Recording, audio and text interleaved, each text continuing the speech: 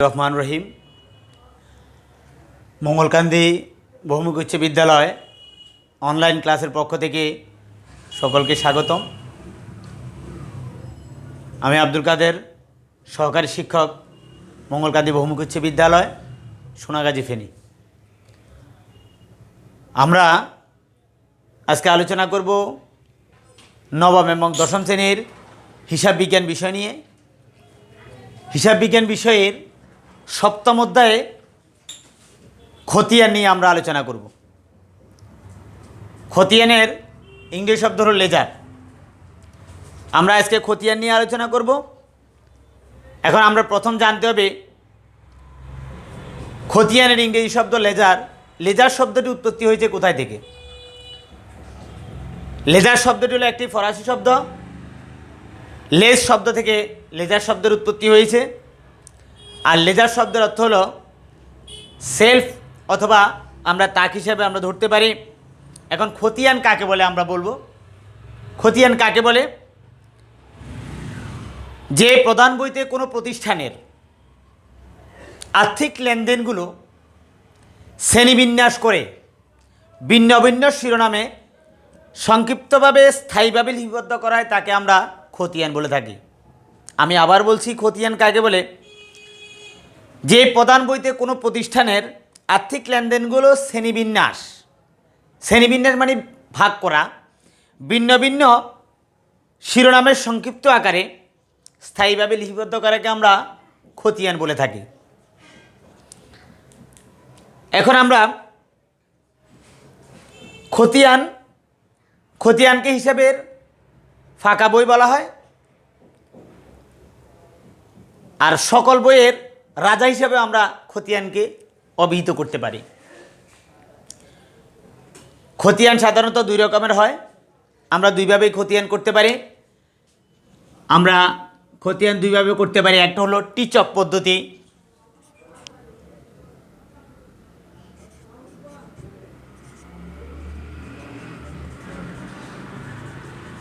আর একটা হলো চলমান পদ্ধতি।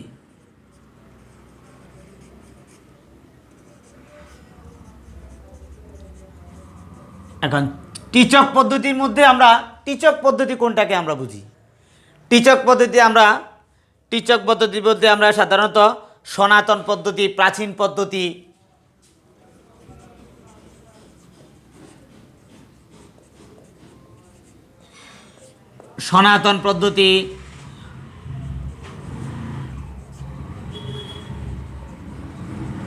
প্রাচীন পদ্ধতি, আমরা এইসব পদ্ধতিগুলোকে আমরা সাধারণত টিচক পদ্ধতি আমরা বলে থাকি।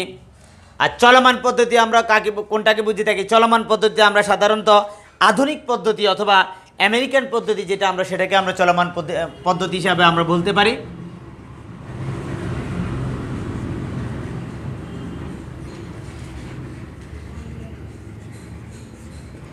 আধুনিক পদ্ধতি বা আমেরিকান পদ্ধতি।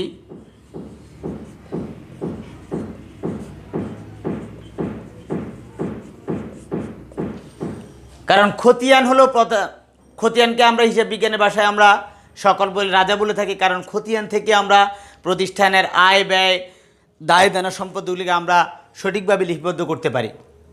এখন আমরা আসব খতিয়ানের যে বৈশিষ্ট্যগুলো। আমরা খতিয়ানের বৈশিষ্ট্যের মধ্যে আমরা সাধারণত বলতে পারি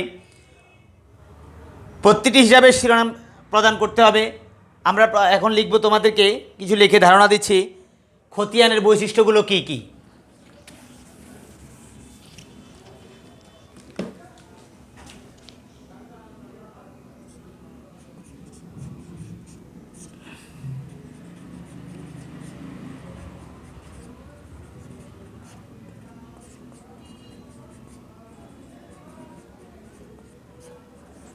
খতিয়ানের বৈশিষ্ট্যগুলো কি? আমরা এখন খতিয়ানের বৈশিষ্ট্য আমরা প্রথমে জানব। প্রতিটি হিসাবের শিরোনাম প্রদান করা হয়। তাহলে প্রতিষ্ঠানের খতিয়ানের বৈশিষ্ট্যের মধ্যে এক নম্বর হলো প্রতিটি প্রতিষ্ঠানে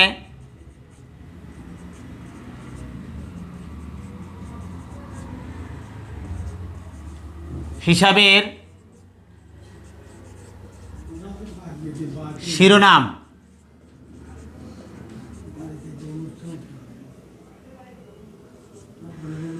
লেখা। তাহলে খতিয়ানের বৈশিষ্ট্যের মধ্যে প্রতিটি হিসাবের আমরা প্রথমেই শিরোনাম লিখতে পারি। খতিয়ান প্রস্তুতের টিচক বা চলমান পদ্ধতি আমরা অনুসরণ করব। 2 নম্বর হবে খতিয়ান তৈরি করতে, খতিয়ান প্রস্তুত করতে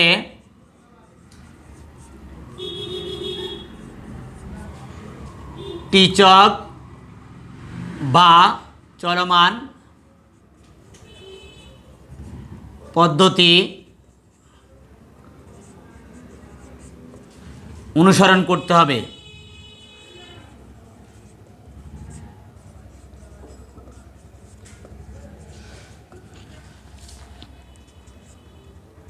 আমরা আরেকটা বৈশিষ্ট্য বলতে পারি, প্রতিটি হিসাবের পৃথক পৃথক জ্যার বা উদ্বৃত্ত নির্ণয় করতে হয়।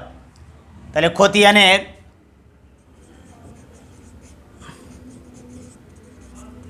প্রতিটি হিসাবের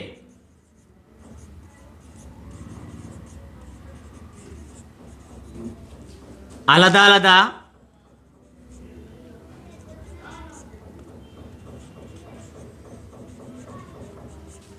উদ্বৃত্ত বা জ্যার বের করতে হয়।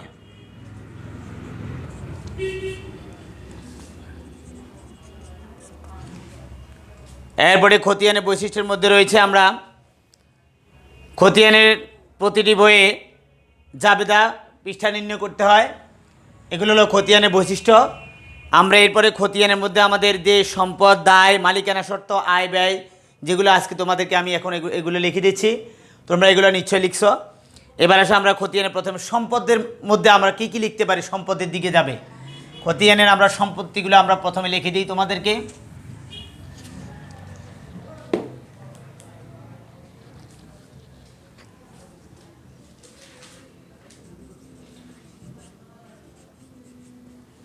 আমরা এই খতিয়ানগুলোকে আমরা ভাগ করতে পারি।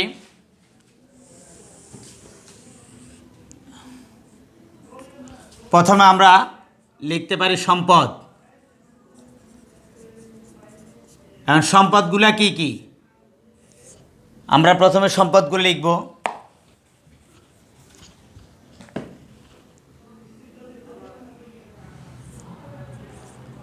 এই সম্পদগুলোর মধ্যে প্রথমে রয়েছে নগদান হিসাব, আসবাবপত্র হিসাব, দেনাদার হিসাব। নগদান হিসাব,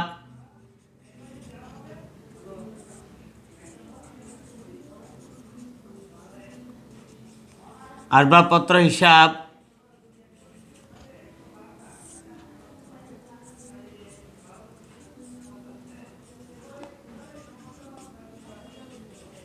দেনাদার হিসাব, অগ্রিম খরচ, মজুত পণ্য,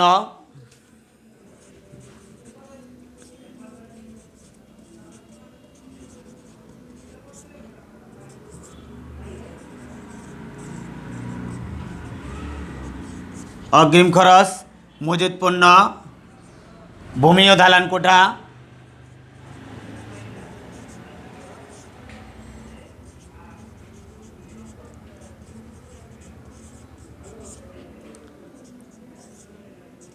আমাদের এটা রয়েছে সুনাম। এগুলোকে আমরা সম্পদ হিসাবে অভিহিত করতে পারি খতিয়ানের। তারপর লিখব আমরা দায় হিসাব,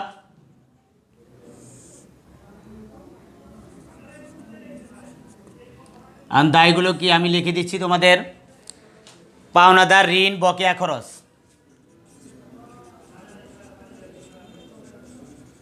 পাওনাদার হিসাব, ঋণ হিসাব,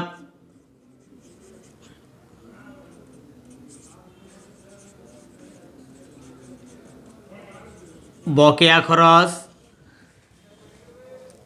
অনুপার্জিত আয়।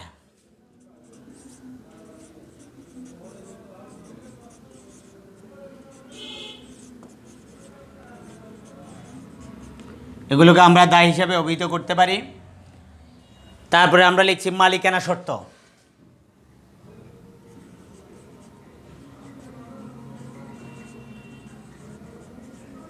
এখন মালিকানা শর্ত আমরা কোনগুলো মালিকানা শর্তগুলো তোমাদের লিখে দিচ্ছি। মূলধন উত্তোলন, সাধারণ সঞ্চিতি। মূলধন হিসাব,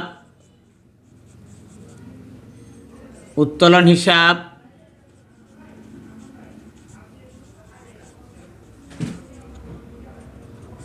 সাধারণ সঞ্চিতি।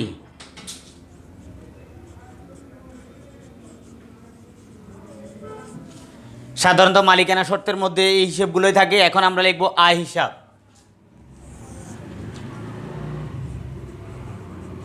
কারণ আয় কোনগুলো? আয়ের মধ্যে রয়েছে আমাদের বিক্রয় প্রাপ্ত ভাড়া, প্রাপ্ত কমিশন, বিক্রয় হিসাব,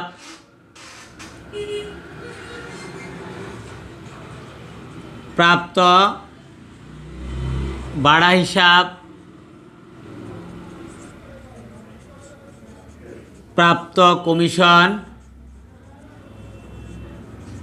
হিসাব, প্রাপ্ত বাট্টা, শিক্ষানবিশ সালামি।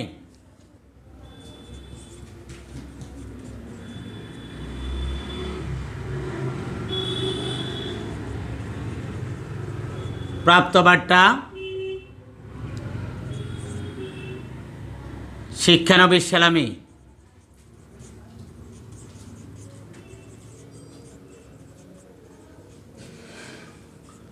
আমরা আয়গুলো লিখলাম, তারপরে লিখবো আমরা ব্যয়গুলো।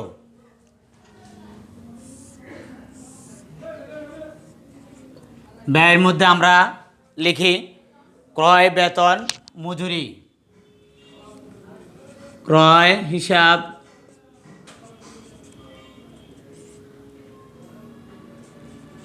বেতন হিসাব,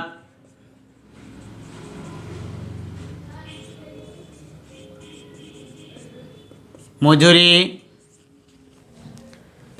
অবচয়, বিজ্ঞাপন, বীমা। অবচয় হিসাব,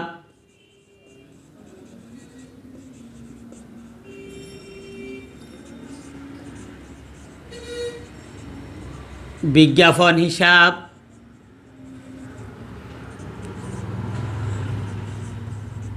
বীমা হিসাব।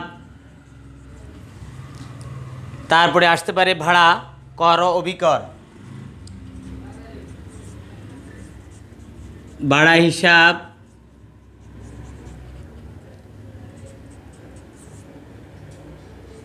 কর ও অভিকর।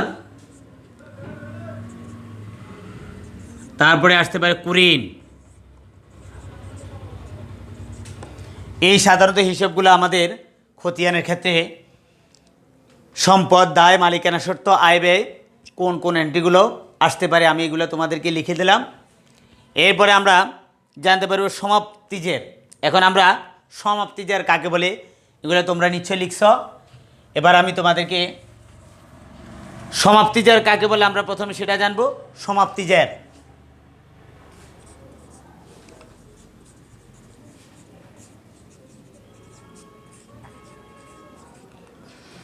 সমাপ্তিজের কাকে বলে? আমরা সাধারণত এক কথায় বুঝে থাকি সমাপ্তি বলতে কাকে বোঝায়? সমাপ্তি বলতে শেষকে বোঝায়। একটি নির্দিষ্ট সময় শেষে একটি হিসেবের ডেবিট এবং ক্রেডিট নির্ণয় করার জন্য অথবা সমান উদ্বৃত্ত বা জের নির্ণয় করার জন্য যা লিপিবদ্ধ করা হয় তাকে আমরা সমাপ্তি জের বলে থাকি। এখন সমাপ্তি জেরের ক্ষেত্রে আমরা বিডি অথবা বিএফ আমরা লিখতে পারি। এটাকে আমরা ইংরেজিতে লিখতে পারি বিডি অথবা বিএফ। তোমাদের নৈর্ভিত্তিক আকারে পরীক্ষা আসতে পারে বিডি এর পূর্ণরূপ কি? বিডি এর পূর্ণরূপ হলো ব্রড ডাউন, আর বিএফ এর হলো ব্রড ফরওয়ার্ড, উপর থেকে নিত। এটাকে বলা হয় আমাদের সমাপ্তি জের। তারপরে আমরা জানব সমাপ্তি রেখা টানা।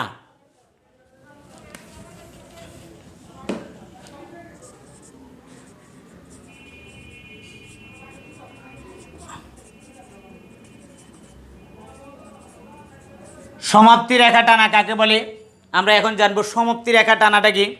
সমাপ্তি রেখার মানে হলো যে হিসাবটা করার পরে আমরা হিসাব টানার পরে ডেবিট এবং ক্রেডিট দিকে উভয় দিকে টাকার পরিমাণ যোগফলের নিচে, উভয় দিকের ডেবিট এবং ক্রেডিট দিকে উভয় দিকে টাকার যোগফলের নিচে যে আমরা দুটো রেখা টেনি সেটাকে আমরা সমাপ্তি রেখা হিসাবে আমরা বলে থাকি। তারপরে আমরা প্রারম্ভিক জ্যার। প্রারম্ভিক বলতে কি বোঝায় আমরা এরপর জানবো প্রারম্ভিক জ্যার কাকে বলে।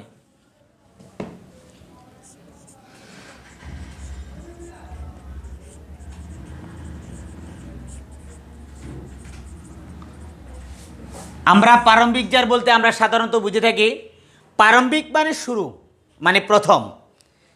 কোনো বছরের বা সময়ের সমাপনী জ্যার পরবর্তী বছরের বা সময়ের হিসাবে শুরু করা হলে তাকে আমরা প্রারম্ভিক জ্যার বলে থাকি।